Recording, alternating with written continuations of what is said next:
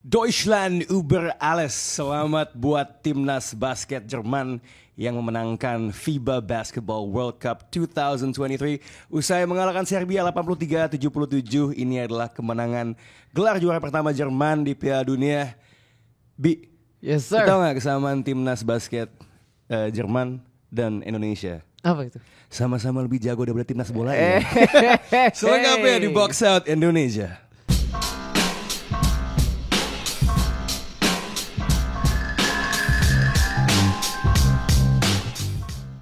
What up? You're now watching the most valuable basketball podcast in Indonesia, Box Out. Gue Raditya Alif sama Fiba Abindra.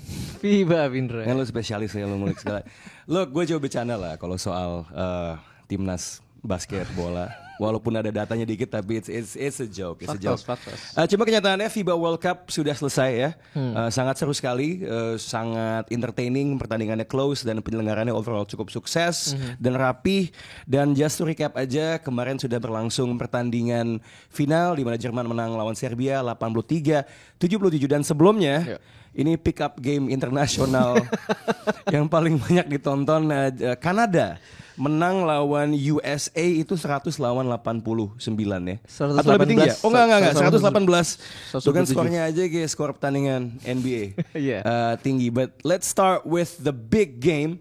Ya, dua powerhouse. Mungkin Jerman ini selalu kita bahas sebagai kuda hitam. Gue kira lu ngomong big game yang bahas US Canada dulu. Ya, karena itu kan pick up game enggak. Dari segi entertainment mungkin ya, dari segi jumlah pemain NBA. Tapi let's be frank, dari segi kualitas jelas final lebih baik dan lebih intens dan tidak sekasual itu. So let's start dengan apa yang perlu dibahas ya. Dan juga kita tidak boleh terlalu Amerika sentris kan setiap saat kan. So Jerman menang lawan Serbia. Yes sir. Key takeaway-nya apa ya dari game ini? Key takeaway-nya adalah Dennis Schroeder is good. He's a great player, that's number one. Nomor kedua, Serbia ini mengerikan sekali ya. Karena tanpa Jokic pun mereka bisa pushing the world champions, the real world champions. Bukan juara NBA. Bukan juara NBA. Sampai di quarter 4 detik terakhir lah. Yeah. And one thing, Avramovic is a baller. Oh gila tuh. Gua langsung nge-tweet Avramovic kalau nggak salah he had like 21 points ya. Mungkin banyak yang juga familiar dengan dia setelah ngelihat dia defense-nya terhadap Shai Gilgeous di semifinal ya. Di mana ada satu kutipan di mana si Bogdanovic cerita gitu soal gue punya temen nih namanya Avramovic. Selama 2 hari dia mengunci diri di dalam kamar hotel ngeliat film tape-nya Shai gitu. Sampai-sampai dia bilang gua pasti bisa dapat 1 steal, dapat 2 gitu. Gua langsung bilang wah ini the Balkan Pat Beverly. Is that off the mark atau is it underselling atau gimana? Underselling man. Offensively lebih bagus. Lebih komplit ya. Dia bisa make coba his own shots. elaborasi. Dia waktu di akhir-akhir itu gue juga kaget sih sebenarnya. Gue kira dia itu nggak sebagus itu offense-nya. Tapi ternyata dia bisa run the pick and roll. He had a couple of good drives dan pull up 3-point shooting-nya juga wangi. Nggak kayak Pat Bev lah. Itu agak menjadi duel ya sebenarnya antara dia lawan Dennis Schroeder. Yes. But we also have to give credit to Schroeder. Dia outplayed, dia menjadi MVP of the tournament. Yes. Dan makin ke belakang mainnya makin bagus ya. Big players come alive at the big stage. Yes. What do you like? Ini deh, kenapa Schroeder ini jauh lebih level? Mungkin nggak jauh, I'm not saying dia completely jelek juga. Cuma kan lu nggak bisa bilang musim yang dia alami di Lakers adalah musim terbaik dalam karirnya kemarin gitu loh. Dan kemarin juga dilepas baru bergabung sama Toronto Raptors. FIBA Dennis Schroeder dalam setup tim Jerman ini, kenapa dia terlihat lebih bersinar dibandingkan mungkin kalau lo nonton dia di NBA? Lampunya lebih terang sih. Get out of here. No, I mean like lu bilang he's a big player. Yeah. Right. Dan the fact bahwa lampunya lebih terang literally and figuratively. Okay. Satu hal juga waktu dia main di OKC bareng Chris Paul, bareng SGA dengan 3 guard lineup itu, he's really lethal. I think that was peak Dennis Schroeder. Waktu dia di Atlanta Hawks juga pun jadi 6 man ketika dia di lapangan, sometimes he outplays Jeff Teague, he closes out the game. Nah, maksud gue adalah ketika dia nggak ada beban. Karena kalau lo di Lakers lo main sebelah LeBron. Atau justru ketika dia ada beban, Bi. Karena beban dari segi kayak when you play besides LeBron. You're gonna hear a lot of, Jadi lo ngerasa justru beban dia sebagai role player. Yes sir. Sedangkan kalau di Jerman justru beban dia sebagai star player. Ketika lo sebagai he's an alpha. Kita lihat dari gerak-geriknya, kita lihat dari the way he, waktu dia shooting jelek banget pun lawan apa gue lupa. Latvia. Lawan Latvia. He got outplayed lawan Latvia. Iya, 4 out of 26.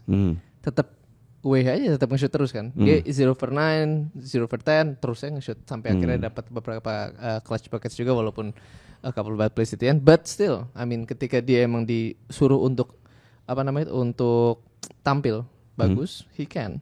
Plus dia nunjukin satu juga yang menurut gue orang-orang jadi akan ngelihat, Dennis Schroeder ini punya value tinggi juga di sini, the defense. Di final dia ngejagain pemain terbaiknya Serbia, Bogi. Yeah. Justru jujur ya, gue sebenarnya kalau nonton, gue nggak terlalu banyak nonton Bogi di NBA. Ya, emang jarang. Iya, di bayang gue. sering cedera soalnya. Iya, itu satu gitu. Kemudian yang kedua, walaupun we know he can score, like he's a microwave scorer in some ways gitu, tetap aja kan perannya kan bukan menjadi the number one option. Di sini gue lihat seorang pemain yang bener-bener savvy. He knows how to attack in the FIBA game, shootingnya wangi. Bahkan gue nggak tahu ya kalau di NBA, but he is such a threat dari penetrasi.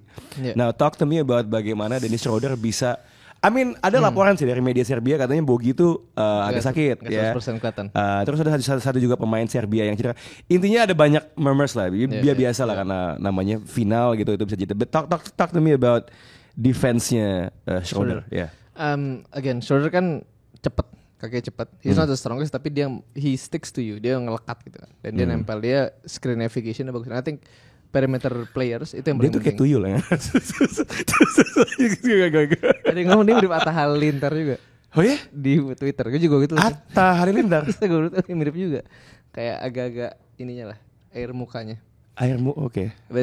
Kayaknya muka Atta mesti gue Photoshop dulu tapi terus. Gue juga gitu agak-agak kayak bener juga. Ya basically basically screen navigationnya bagus. Jadi that's what you need from perimeter defenders kan. Untuk karena kan screen navigation tuh berarti kalau lawannya let's say main pick and roll atau pasang screen, dia tahu cara melewatinya gitu ya. Karena badannya juga ramping kan. Satu hal juga karena Serbia kan mainnya offense yang banyak off ball screens dan gitu-gitu. Jadi ketika Bogi lari untuk mendapat bola dari screen itu, dia udah tahu ya agak ada. Dan satu hal yang menarik adalah offense Serbia itu rada mirip sama offense Nuggets. Dalam artian? Skemanya. Oh, emang ketahuan ya itu tim yang sebenarnya ada Nikola Jokic ya. Itu dia. I mean the team was like built for Nikola Jokic. I think you wanna optimize ketika dia emang bisa main, you wanna optimize him on the court kan. So a lot of the offensive packages mirip sama yang punya di Denver Nuggets, a lot of elbow actions dan pick and roll pun pasti di-generate ketika ball handler itu udah melewati dribble handoff atau a couple of screens lah. So basically Schroeder has seen lots of, he's really smart, right? Dia udah ngeliat banyak banget variasi-variasi kayak gitu ketika lawan Nuggets di Lakers kemarin. So I think he knows how to stop Bogi juga. Oke. Tapi itu sebenarnya by the way kredit juga buat si centernya Serbia who had a good tournament. Milutinov ya. Itu sebenarnya two man game. Nah mungkin gitu kali ya. Itu ya walaupun dia lebih jadi center yang tradisional, tapi two man game yang Bogi sepanjang turnamen lumayan bikin lawan-lawan tuh kesulitan. But the thing about Germany ya, yang menurut gua, look, emang pada akhirnya Schroeder dia sebagai kapten memimpin timnya maju. But satu hal yang striking buat gue adalah tim ini tetap bisa melaju ketika Schroedernya mainnya nggak bagus. Contoh di Latvia. Dan lo juga bisa make the case itu kembalinya Franz Wagner. Itu perannya gede banget. Menurut gue satu pemain yang nilai kebintangannya naik ya, walaupun sempat cedera dan mainnya nggak banyak-banyak banget di turnamen ini, is Franz Wagner. Talk to me about Franz Wagner bit.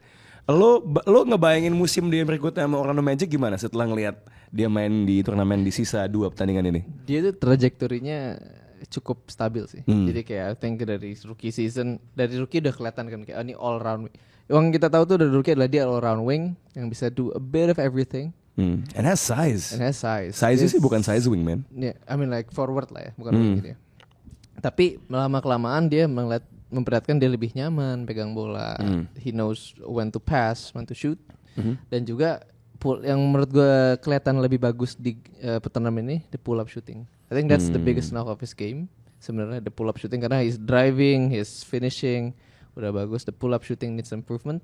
This tournament dia ngeliatin itu udah oke, gue udah punya confidence. And player of the game and the biggest game of the tournament kan. So basically I mean tahun depan ya you can expect lots of things from him. Dan yang menurut gue menarik adalah he can play off ball, right? Dan lu kalau lihat Orlando Magic sekarang lu punya Markelle Fultz, lu punya Anthony Black, lu punya Paolo Banchero, you have lots of ball handlers. I mean he can just feast dari semua attention yang diberikan ke 3 pemain tersebut. Tinggal ini doang dia, make cuts, play as a secondary ball handler. He's gonna have a monster season dengan Magic. Lo ngomong soal cuts, secondary ball handler dan lain sebagainya ya.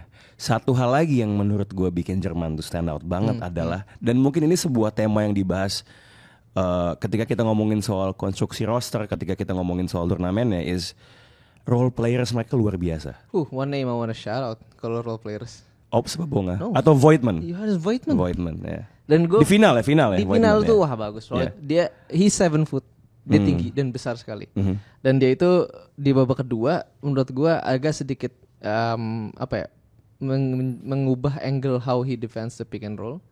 Cara dia defense gitu. Cara dia defense dan dia berhasil benar-benar begitu bola masuk dia lebih tanggap lah dalam memberikan help kan. Karena kadang-kadang yang di-involve di pick and roll utama itu Theis. Dia itu dari jaga corner shooter langsung ke paint. Dan itu benar-benar membuat Milutinov gak bisa ngapa-ngapain. Nangkap bola tuh udah kayak aduh, ada orang lain lagi. I want to be like the Berlin Wall reconstructed, tapi adalah Voigtman. Ada Voigtman. Tapi I don't. Cuma mungkin tadi ya kenapa gue sebut 2 nama yang lain adalah karena I was talking about Jerman throughout the tournament. Jadi maksudnya kalau di final itu yang step up dan influence gede Voigtman. Bahkan Bonga pun menurut gue ya, mungkin image orang tuh adalah he didn't make it in the NBA gitu ya. Dia balik ke Jerman. Cuman crucial banget length-nya, athleticism-nya. Bahkan ada sekali kayaknya mungkin pas lawan USA justru ya, yang dia 3 point masuk dari pojok gitu. Ketika pemain Andy Ops itu kalau menurut kolumnis internasional, lah kok nih orang tiba-tiba jadi Reggie Miller mainnya gitu loh. Nah pemain-pemain yang mungkin tidak familiar buat penonton NBA ini ya, perannya tuh gede. Dan that's the thing about Jerman, di setiap pertandingan ada 1-2 Simon juga sempat bowling gitu. Selalu ada satu role player yang step up. Dan Jerman ini selalu kita taruh sebagai kuda hitam. Sebenarnya kan it's not exactly because of the talent but because of the attributes. Semuanya punya size, semuanya bisa switch, banyak yang bisa nge-shoot. Dan gue rasa totalitas dari itu semua sih yang gini loh, they're a team yang even though mungkin kita nggak pernah bilang dia favorites, lo tahu dia tidak akan pernah kalah telak. Lo tahu dia pasti akan give a good game karena atributnya. Dan ketika Serbia main ketika lawan Kanada dengan se-physical Kanada dan punishing them buat size-nya, ya itu nggak terjadi ketika lawan Jerman because Germany can cope with it gitu.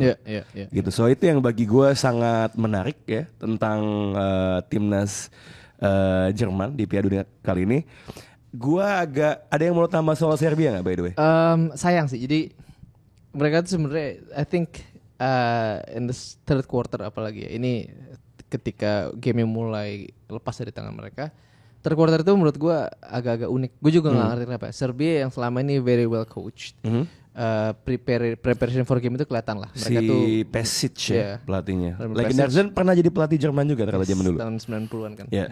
Dapat medali bronze. Terlihat yang sering menyiapkan, terlihat selalu siap lawan kawan-kawan. Kelihatan di quarter 3 tuh kayak wah, kayak bingung gitu mainnya loh. Indecisive. Aduh ini gue harus ngoper kemana ya? Aduh ini gue harus drive nggak ya? Jadi kayak tidak. Pemainnya apa pelatihnya? Pemainnya. Oke. Dan itu berujung pada late shot clock shots terus. Jadi kayak tinggal 3 detik, 4 detik harus ditembak. Tembakan itu bukan yang berkualitas kosong juga gitu loh.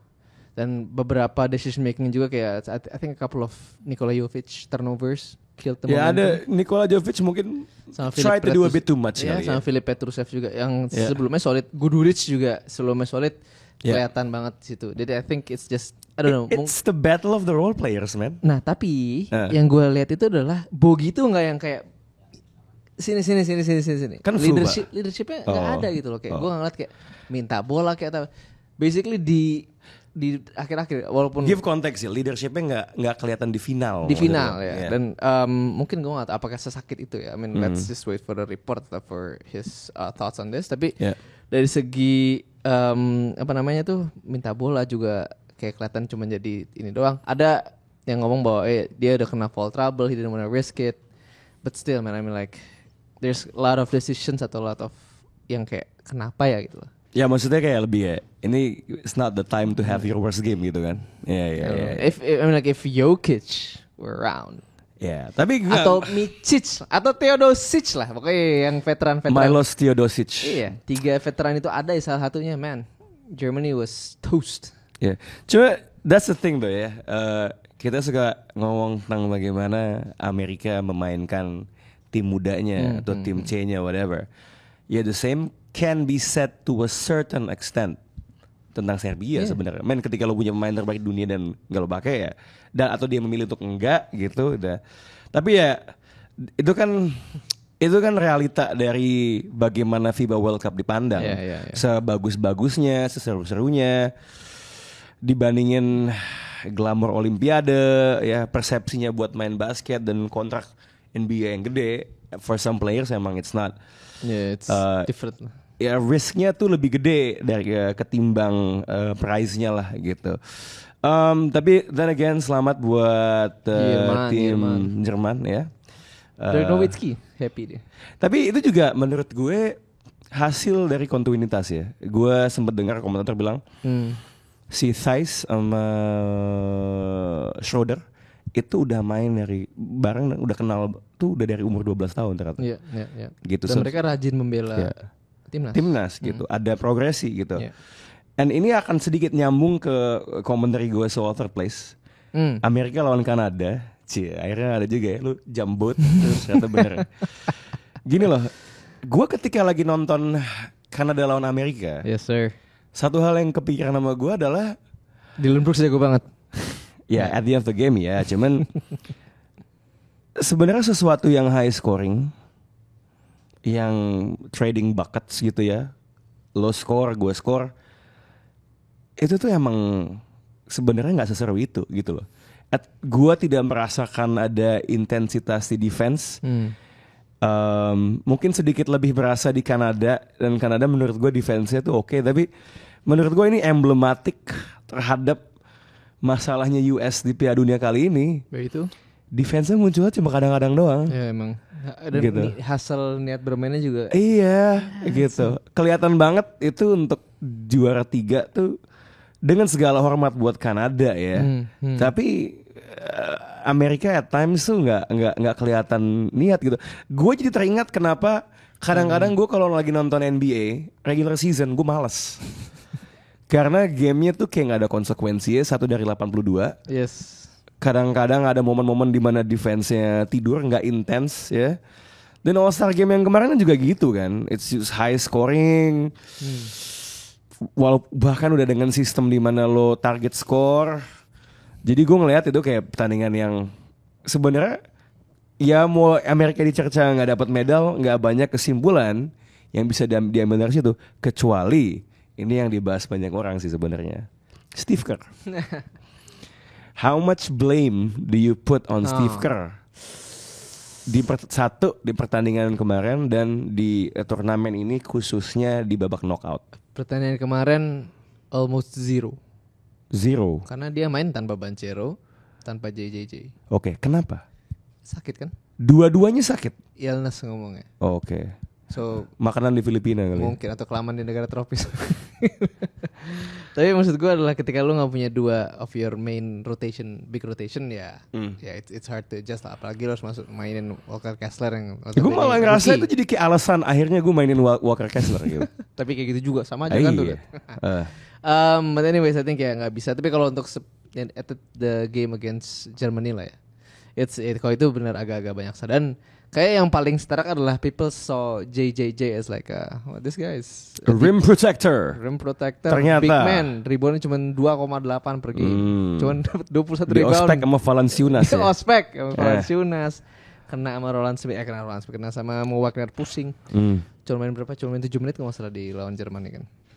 But anyways, maksud gue adalah I think ketika lu tahu lu udah ngeliat JJJ main sering karena Warriors sama Memphis di satu conference yang sama, sering ketemu di playoffs, tapi lu nggak bisa ngeliat bahwa this guy is not the JJJ itu bukan big man yang bisa menjadi jangkar yang kayak I wanna get 10 rebounds per game. No, he's not that. Dia tuh he's more of a help defender ya. Dia tuh lebih kayak helper, lebih kayak dia ini kayak Giannis lah, roamer gitu. Yeah. Cuman kalau Giannis kan basically jauh lebih. And don't say Giannis is the same as JJJ. Yeah. Giannis is an athletic freak. JJJ itu athleticismnya sebenarnya agak di rata-rata lah. Oke. Karena dia lumayan lah. Lumayan, tapi maksudku rata-rata tuh kayaknya. Kalau lu sama kayak Giannis is not rata-rata. Yeah, that's why he's a Greek freak, bro. He's a Greek freak. Nah, tapi banyak ngomong kayak ini Giannis bisa dapat 11 rebounds per game. You're a fucking big man. Get more rebounds. Jadi emang role-nya bukan kayak gitu. Nah, bedanya sama waktu di Olimpiade. Ada yang ngomong, why does Bam yang bukan center murni juga 6'9", not the tallest guy, but he can anchor a defense? Karena emang role Bam itu lebih bisa sebagai a particular jangkar gitu. Dan jangan lupa juga kalau kita ngomongin Olimpiade, it's not just Bam, it's Draymond Green. There's KD as well. And KD yang bisa main di 5. Ini menurut gue mantep loh. By the way, ketika lawan Kanada, kadang-kadang kalau dari posisi defense ya, ketika dia all small, itu Steve Kerr tuh kayak kesurupan Daryl Morey, man. Anthony Edwards, gue lihat berapa kali main di 5, man. Josh Hart, man. Iya, Josh Hart. Lo lihat posisi defense ya, in the fourth quarter sering banget yang di boring itu. Anthony Edwards. I mean, he's the most. Nah, menurut gue waktu lawan kayak ini hipotesa gue adalah Steve Kerr masuk ke World Cup pengen formula gue adalah have an anchor big yang bisa help juga. He can switch out to the perimeter which is Bam and JJJ to a certain degree yang dia kira bisa. Dan gue punya a helper, lanky helper that can score, that can provide, which is BI and KD. BI-nya nggak jalan, the helper nggak ada, lu terpaksa masukin Josh Hart sebagai glue guy, quote unquote. Tapi dia, I mean like as good as Josh Hart is, doesn't have the length as KD sama BI. Itu nggak jalan, and the whole system falters. Iya, kalau ini kan kita dengan hindsight ya, kita udah lihat hasilnya, kita udah lihat di lapangan. Jujur ketika walaupun gue agak trying to push Canada on ya, ketika we had these debates about Canada lawan US ya. Canada 3-point shooting. Jujur dari perimeter defense lah. Namanya kalau dari konstruksi roster, jujur gue nggak ngelihat banyak salah sebenarnya. Kalau kita mau mengandaikan ini sebagai tim muda USA ya. Oke. Lo juga sempat made a point di akun Twitter Box Out ya, bahwa banyak pemain mudanya tuh first option. Ya, 1A or 1B at least. Ya, 1A atau ya JJJ mungkin 1C malahan sebenarnya in offense. Desmond Bane gitu ya. Dan gue juga sebenarnya bisa ngebayangin di kertas harusnya ada elemen-elemen yang bisa membuat tim ini excel in the FIBA game. Size-nya iya kurang, tapi sebenarnya kalau kita ngomongin height nggak jelek-jelek banget gitu di belakang. They had a few stretch 5 options, stretch 4 options. Lo ngomong soal masalah 3-point shooting, bagi gue pribadi ketika lihat rosternya, awalnya gue kira itu tidak masalah. Because they had 3&D types gitu loh. Pemain yang shooting 3-point di atas 35%, lumayan ada dong jumlahnya. Dari jarak NBA, Tyrese juga sekalian gitu. Tapi memang yang missing itu mungkin di palanya Steve Kerr ya.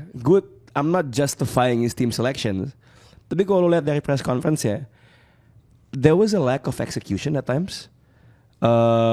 Dari awal kayaknya banyak yang point out bahwa kelemahan US yang utama adalah off-ball defense, dan itu yang dieksploitasi habis-habisan sama Ops di semifinal gitu.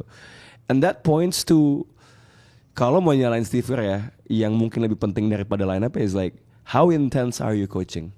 How is that coaching plan being drilled?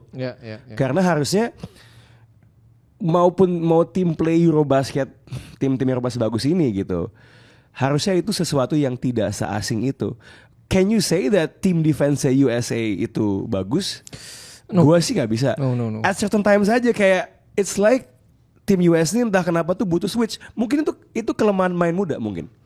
Jadi like nggak switchnya tuh nggak selalu on. Maybe for them at some point it's just complacency gitu. Kayak Anthony Edwards bisa jadi point of attack defender yang luar biasa, pressure-nya engaged. Yeah. Tapi we only saw that ketika lawan Jerman in the third, fourth quarter, mungkin lawan Italia, tapi Italia kan bad matchup ya buat USA. Yeah. Kayak kakinya nggak ada gitu buat lawan Amerika gitu. Jadi I think sebelum kita ngomongin X's and O's dan konstruksi roster ya, mindsetnya gitu loh, what it means buat tim US ini. Gue juga sempat denger di Your Bonus Podcast kalau mau dimaknai ini sebagai kualifikasi Olimpiade, jalur bagi Amerika untuk masuk ke situ dengan hasil yang serendah-rendahnya buat standar mereka di FIBA itu kebuka banget gitu. Ya paling cuma Amerika sama Kanada kan gitu, because of the qualification system gitu. Jadi gue rasa sih sebenarnya it's from the mentality, because jangankan dari pemain, dari coaching lah. Lu mau nyalain Steve Kerr, ada Ty Lue di situ, ada Spoelstra. I'm hearing a lot of calls buat harusnya dibalik ya. Spoelstra yang di atas. yang latih gitu. Dan juga mungkin pertanyaannya mereka tuh nge-scout tim lawan tuh sedetail apa gitu. Dan kembali ke bagaimana third place itu terasa sangat kasual. It's like a regular season game dibanding mungkin pemain-pemain Liga Eropa yang di bulan Januari. Iya, yang mungkin lebih sering main game-game. I don't know, dengan segala hormat gue gak nonton, sayangnya. Maybe I will, karena udah langganan courtside 80-91 bukan Vision Plus ya. Pertandingan-pertandingan yang one game langsung hajar gitu loh. Kan NBA bahkan di playoffs pun kan dia kan masuk ke series. So I think Kanada tuh jauh lebih intens daripada US. Jauh lebih engaged buat gue. Jauh lebih kelihatan ada team chemistry-nya. Dan mereka layak menang gitu, karena they're more connected. Ujung-ujungnya, I mean look, Mikal Bridges, what a play. Yeah? Walaupun again the guys di podcast Your Bonus point out, Dylan Brooks tuh kenapa nggak ngebox out Mikal Bridges? Dan Mikal Bridges sebenarnya dia cabut dari free throw line sebelum jadi mungkin like lots of things going on. Iya, walaupun itu like kill the fun of the game ya gitu. Dan kelihatan banget kan Kanada tuh di overtime tuh take control. Eksekusinya. Jadi Mikal dibikin duduk. Here's my take out. Gue mau ngelempar 2 poin ya. 1, apakah lebih penting Amerika daripada nih nyari tim di mana wah ini bagus potensinya semuanya 1A 1B 1A, atau perbanyak role player yang bisa contribute? Itu 1. Oke. Yang kedua, Amerika and to a lesser extent Kanada, tim-tim yang pemain NBA-nya banyak, mau ketika dia menang pun the feel is they get away with athleticism. Gua main, it's gonna start with defense yang intense, transition, force easy baskets. Pace-nya selalu tinggi, high scoring. Is it time mereka yang justru lebih adapt to the FIBA game, half court, having more sets, kontinuitas? So those are my 2 questions. Gua agak merasa kayak gitu soalnya. So you're yes. Lo kalau misalnya menjawab itu yes dan yes. Gue sih yes dan yes. Well, yang satu tuh ada tanda bintangnya, tapi yang kedua menurut gue itu sudah harus, because the world is catching up. Gitu loh. Menurut lo gimana? Nomor 1, gue gak masalah dengan option 1 dari across the board. Tapi ya lo harus bener emang option 1 yang top 15 players. Kayak the dream team atau redeem team. Right? Itu kayak yang Kobe, Wade, LeBron, atau yang dream team sih kayak Bird, Michael, Magic, dan jadi kayak emang bener-bener dia paling jagonya lah. Jangan nanggung gitu. I mean, yes, ini kan opsi 1 di tim, tapi timnya yang kayak like the semi playoff teams, right? Atau yang kayak middling teams lah. First round exit lah. Tapi yang maksud gue adalah kalau mau bawa itu bawa yang jago sekalian. Tapi ada satu tweet dari Rudy Gay, mungkin masuk ke poin 1B. Rudy Gay itu main di FIBA World Cup 2014 yang Amerika juara by the way. Dia ngomong kayaknya Amerika udah harus masuk kembali ke tryout system. Oh, jadi ada meritokrasinya lagi. Jadi kayak jadi yang nyampe di lapangan negara penyelenggara tuh emang udah yang niat banget gitu. Yang emang kayak gue udah. I mean it buys in ke poin soal niat kan sebenarnya. I mean like, dan kayak gitu. That's a good point juga sih. Dan I think agree with you bahwa maybe dengan cara seperti itu prosesnya diganti, role players jadi banyak yang lebih terlihat. Dan kalau dari situ bisa ngeliat kayak ternyata dia sama dia mainnya bagus nih gitu. Nggak kayak based off on assumptions yang kayak kayaknya Edwards bisa nih main sama Ingram gitu. Karena kalau spot Ingram let's say dipakai buat another big atau kayak yang kayak a Draymond type lah. Would have been really good dibanding kayak you're wasting like a spot for someone yang Who would you give it to? Ya, gua kepo gitu, on the fly. Siapa? Karena gue ngomong Draven type ya. Kalau gue, mungkin ya kalau bukan. You're gonna laugh at this. Siapa? I'm gonna give it to Grant Williams. Grant Williams. Oke, menarik ya. I was gonna say walaupun dia main di Piala Dunia sebelumnya, I would say Brook Lopez actually. Oh bro, nice. Tapi karena kalau kayak gitu, gue nggak akan ngambil Kessler kalau ada Brook Lopez. Oh ya. Oke ya. That's my drop big. Oke, nah, pick and roll coverage US tuh nggak bagus selama turnamen. Gini, kalau terkait yang pertama gue setuju ya, butuh satu sistem yang niat. Tapi kelemahan dari sistem itu menurut gue adalah ke kohesivitas sebenarnya. Karena apakah nanti timnya akan terlalu gonta-ganti ya? Cuman gue ngerti sih, because itu kan survival of the fittest gitu. Dan sebenarnya kalau soal kohesivitas itu akan kembali ke training campnya. Lama ini kayak kalau mau kayak ini juga ada perdebatan di mana kayak lo tim-tim Eropa itu karena ada Eurobasket, ada apa namanya itu? Ya itu kualifikasi gitu-gitu. Timnya sama terus kan? Oh, jadi ketika kualifikasinya jadi banyak yang main. Sistem tryoutnya bukan cuma for the main event. No, tapi buat can stretch it out back to like qualification. Tapi maksud gue adalah dengan ada Eurobasket, at least 2 tahun sekali mereka ketemu gitu. Dan kalau misalnya ini kan Amerika let's say Olimpiade plus dengan Olimpiade, Eurobasket sama FIBA World Cup itu 3 dari 4 tahun tuh timnas main bareng terus tuh. Iya kan. Tapi kalau Amerika apa? Kejuaraan Amerika paling tim FIBA tim Amerika mahasiswa yang main. Kan mau tim mahasiswa atau yang kayak Isaiah Thomas of the world, right? Nah maksud gue kayak gitu ada circumventnya adalah karena we cannot get them out of NBA ini, ya udah kasih kayak Kanada aja 3 tahun. Gue balikin ke soal buy-in ya. Satu hal kalau lo nonton dokumenter Redeem Team, I think it's huge ketika pemain basket paling terkenal di zaman itu memilih untuk menjadi spesialis defense. Ketika Kobe bilang gua tuh lockdown defendernya, it's huge. Kalau di sini kan it's like, Anthony Edwards lo bakal jadi Jordan. Dia ngomong. Lo ya itu yang soal Kobe kan, gitu kan bench. Maksud gua sebentar deh, walaupun Kobe itu penting, menurut gue itu signifikan. Think about this ya. Kobe terkenal dengan jacking up shots, yes, Mamba mentality. Nggak mau ngoper. Ya, jago, tapi we know he's kind of egois. Dia ke timnas, isinya ego gede. Dia bilang, gue bakal di lockdown. What kind of message does that send ke teman-teman, man? Ketika pemain yang paling lu anggap selfish ternyata jadi pemain yang paling selfless. Di bench final kemarin ada duta-duta FIBA kan. Ada Pau Gasol, ada Sekolah, ada Raffi Ahmad. Yang siap makan handphone. Nggak, tapi sama Melo. And the thing about Melo adalah dia benar-benar jadi spot up shooter. Nah, pertanyaannya adalah kenapa Brandon Ingram tuh nggak bisa kayak gitu? I think that is mungkin itu ada hubungannya dengan he's not really young ya. Cuman menurut gue itu ada korelasinya. Belum pada tahap itu. Iya, karena itu akan mengeliminasi diskusi tadi soal role player atau enggak. When the biggest stars embrace roles, hierarki yang mungkin kan there was a semblance of a hierarchy lah ya di FIBA ini. The go-to guys Edwards gitu. Menurut gue itu penting sih.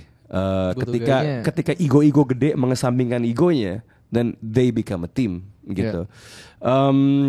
Dan kayaknya selain JJJ juga kita banyak mengira bahwa Jalen Brunson would be a good fit. Kalau buat itu orang kasian banget sih. Iya, Halliburton lah. Nah, here's the question. Dari tim ini siapa aja yang bakal lo masukin ke tim Amerika di Olimpiade? Depends on yang mau main di Olimpiade siapa sebenarnya. Kalau kayak the top 15 players mau main di Olimpiade, kayak kemarin waktu di Olimpiade terakhir, KD, Booker dan kawan-kawan, nggak ada yang masuk. Nah, I'm still gonna put Anthony Halliburton kalau gue. Gantiin who though? I mean, kalau di NBA kita ngomongin pure assist point guard, facilitator, apalagi tetaplah kekuatan di transisi. I think Halliburton would get a role. Kalau ngomongin scorer, defender yang oke, asal di drill, I think Ant akan masuk gitu. Oke, let me check siapa roster Olimpiade kemarin ya. I mean like siapa yang who spot would take coba. Kita ngomongin point guard yang sifatnya valid. There was Drew Holiday, itu kan? Drew Holiday, Devin Booker. Apalagi kan ini masih tahun depan kan, there's gonna be huge year development gitu. Mana nih? Oke, Zach LaVine, JaVale McGee, Chris Middleton, Jason Tatum. I would put them above Jeremy Grant and Zach LaVine. Iya kan, nah makanya. Yeah. ada satu nama lagi tuh, Keldon Johnson. Oh iya kan Pop. Itu kan Coach Pop. Ya udah Steve Kerr dong, coachnya. Kan asisten. Oh iya, asisten Coach Pop gitu kan. Nah, kenapa juga gue gak mau terlalu bash Steve Kerr adalah ya Coach Pop got away dengan peringkat 7 di FIBA World Cup gitu ya. So anyway, let's shift untuk ngomongin the team of the tournament ya. Ini sebuah topik yang lo brought up. Jadi udah keluar list kayak NBA ada first team, ada second team. MVP-nya kan Dennis Schroeder. Oke, first teamnya itu ada Dennis Schroeder, ada Shai Gilgeous-Alexander, ada Bogey, Bogdan Bogdanovic, ada Luka Doncic. Who's the fifth guy? Oh shit, gue lupa juga. Coba. Yang kelimanya siapa? Coba. Siapa ya? Oh, Anthony Edwards. Oke. Lo bermasalah dengan seleksi ini? I mean like it's not fun. Kalau 5-5-nya perimeter player semua. Tapi ini kan based on overall dia nggak ada distingsi harus 3 sama 2 kan? Nggak 3 backcourt 2 frontcourt. Kayak pemalas aja kayak milih kayak 5 pemain terbaik deh. Oh. Nggak ada kayak there's no nuance in it. Nggak ada pemikiran kayak siapa ya kan juga nggak ada insentifnya nggak sih kayak nggak NBA first time kan lo bisa dapat kontrak gede gitu. Nah. Dapat jam tisu. Ya jadi gini deh, 5 pemain terbaik lu siapa in this tournament? Oh ya itu kalau 5 pemain terbaik ya agree with it. Tapi mungkin gue tuh ada I have a reservation on Luka. Luka diganti Dillon Brooks. Oke. I think that should be the top 5. Kalau buat gue gini, Luka tuh sebenarnya stoknya agak turun menurut gue di turnamen ini. Karena complain all the time gitu, kayak it's not the right time gitu. And Luka ball is not working anymore. Iya tapi menurut gue itu apa sih dia jadi orang Slovenia gak sih? Dia bisa buat Slovenia juara loh 2017 Eurobasket dengan ada Goran Dragic. Nah, ada satu lagi yang oke. Gua ya 5 pemain terbaik gue akan ganti Anthony Edwards dengan Dillon Brooks ya. Gue sempat mempertimbangkan sih sebenarnya gue lebih mau masukin Avramovic atau Brooks. Ya, cuman at the end of the day Avramovic tuh jumlah mainnya tuh nggak cukup. Emang dia kan lebih. That's why he's bad. He's from the bench, man. Anyway, you would live with him 20 minutes per game, but not 20. Nah, oke. Tapi ini agak kontradiktif ya dengan reasoning yang gue pakai tadi. Gue akan ganti Luka dengan Franz Wagner.